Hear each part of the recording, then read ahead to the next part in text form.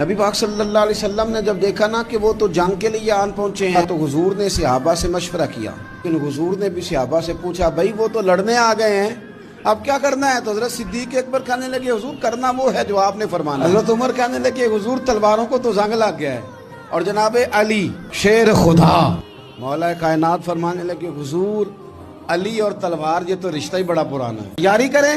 حضور کا خیال تھا کہ انصار بھی تو بولے نا، تو سب مہاجرین بول رہے ہیں۔ انصار کو جب سمجھ آئی نا کہ اشارہ ہماری طرف ہے تو حضرت سعد بن عبادہ اٹھے، کہنے لگے حضور آپ کا اشارہ ہماری جانب ہے؟